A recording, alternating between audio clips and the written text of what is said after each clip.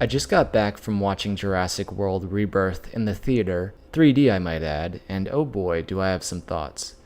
Now, like my other movie reviews, I'm not going to talk too much about the quality of the film itself, besides one major aspect that annoyed me. To keep things brief, I will say Rebirth was a fun movie, and it is better than Fallen Kingdom and Dominion, although this newest installment clearly does not come anywhere near being as good as the original Jurassic Park. With that out of the way, let's look at how the film did in terms of paleo-accuracy. In the beginning of the film, when the main characters are in New York City, about to meet with the head of a pharmaceutical company to discuss the mission they are recruited for, we see either a brontosaurus or a patasaurus, but the radio broadcaster calls it a brachiosaurus, which is really bizarre because it clearly looks like the apatosaurus from the first Jurassic World, and it looks nothing like a brachiosaurus.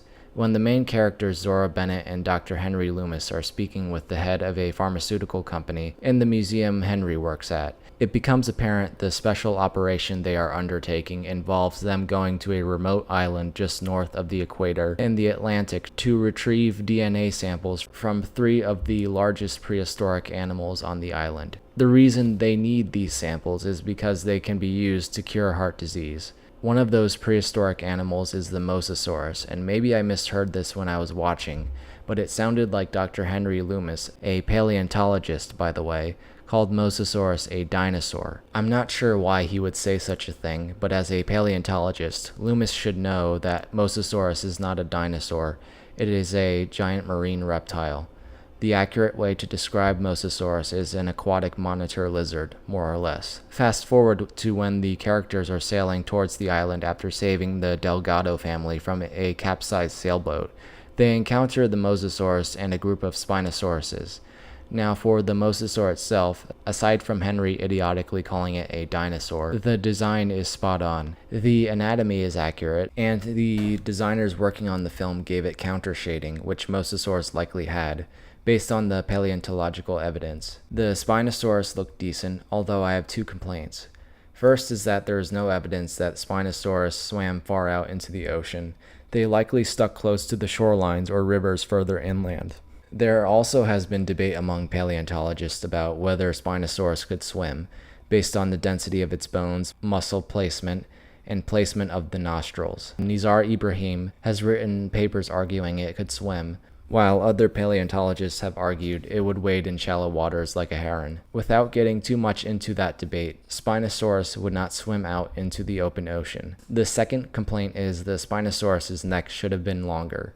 In the film, it is given a shorter, more robust neck, but in real life, Spinosaurus had a longer, more narrow neck. Zora, Henry, and the Special Operations team retrieve the sample from the Mosasaurus by shooting a tube with a syringe on it, which then pops and parachutes back to the boat they are on. The next animal they need to obtain a sample from is Tyrannosaurus. Maybe I'm just being nitpicky, but Tyrannosaurus is considered a dubious genus by paleontologists.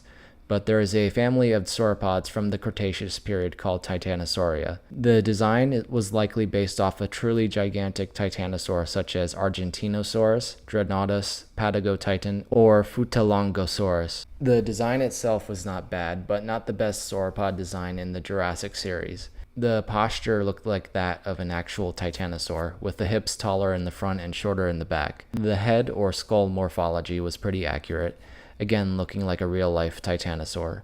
I thought the sail was kind of bizarre, but it's not unreasonable to give it a sail since there were other sauropods, such as Amargasaurus, that had similar dorsal structures. My biggest complaint with the Titanosaurus design was the quills or feather-like filaments that we see during the close-up of its legs. There is 0 evidence that Titanosaurus or any other sauropods had quills or feathers.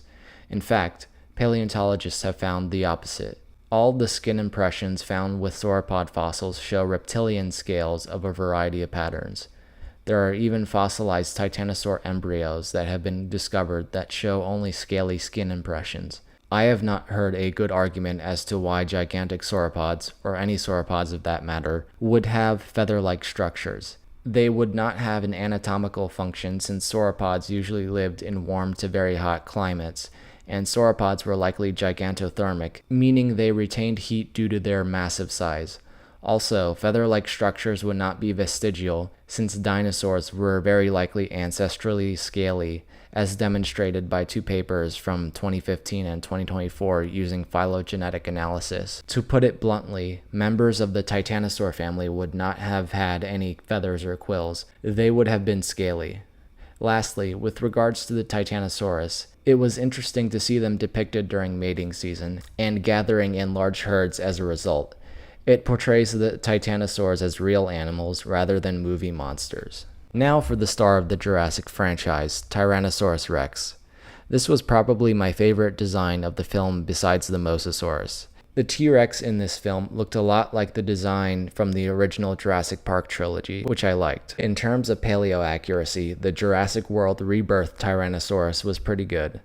One thing I should mention is that I have always thought that the Tyrannosaurus from the OG Jurassic Park trilogy was paleo-accurate, especially for its time, aside from the obviously fictional vision based on movement.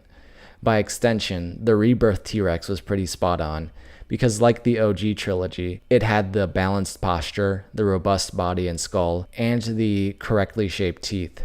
This film even gave the Tyrannosaurus anatomically accurate arms since they were facing each other. I loved the coloring of this T-Rex. In fact, this color for the T-Rex might be the best in the franchise. One, just because of the beauty of it. It actually had an ecological function, since it allowed the T-Rex to camouflage and ambush the Delgado family in the river raft sequence. For the river raft attack itself, I enjoyed this sequence because the Tyrannosaurus is not just attacking the family as a movie monster, but it actually looks like it's curious about the raft, and it could be interpreted that it is chasing the family away from its kill, which, again, are normal animal behaviors. So now that the main characters have 2 of the 3 samples needed, they just need to get one last sample from the largest flying prehistoric animal on the island, Quetzalcoatlus. As far as the Quetzalcoatlus is concerned, I don't have too many issues with the way it is depicted or designed. The only thing I will say is that the crest they gave it and the head design made it look like a Hatzergopteryx, but the Quetz design still looked like a typical Adzarchid. Now let's talk about the absolute worst part of the movie. The hybrids and mutants. One pterosaur velociraptor hybrid, the Mutodon, appears in the film, and a giant mutant Tyrannosaurus with 6 limbs called the Distortus-rex also makes an appearance. These were the ugliest designs in the whole movie and whole franchise, and looked nothing like dinosaurs. At least with the Indominus Rex and Indoraptor, you could tell these were supposed to be dinosaurs. But the Mutodon and D-Rex looked like grotesque, monstrous aliens you would see in a sci-fi space movie. I kid you not, the Distortus Rex looked like the Rancor from Return of the Jedi, and I wouldn't be surprised if George Lucas and Spielberg get into a feud over this. You could argue that these were failed genetic experiments and they are supposed to be abominations, to which I would respond with 2 points. 1, since these are failed genetic experiments, you would think they would have a bunch of bad genes or genetic disorders that would cause them to die at least within a few years, but somehow they survive more than 17 years. More importantly, the Jurassic Park movies are supposed to be about actual dinosaurs, not hybrids or grotesque mutants. We as the audience want to see different dinosaurs that paleontologists have discovered be brought to life on the big screen. And it was annoying that the big climatic sequence was taken over by these grotesque mutants. I wanted to see more of the Tyrannosaurus and Velociraptor, but because the Mutodon and Distortus Rex steal the screen time at the end, we only see the T-Rex in the river attack sequence, and we see 10 seconds of the Velociraptor on screen before it is killed by a Mutodon. The film could have been so much better if it did not include the mutant and hybrid monsters, and instead had the Tyrannosaurus Rex as the main antagonist, and maybe had the Spinosaurus as the secondary antagonist. To summarize, Jurassic World Rebirth did a fairly good job with certain prehistoric animals such as the Mosasaurus and Tyrannosaurus, while there were others, such as the Titanosaurus, that I have an issue or 2 with. I really wish they did not include the mutants, such as the Mutodon and D-Rex, but I would recommend this film to any fans of the Jurassic series, or anyone who is looking for a fun summer blockbuster movie to watch.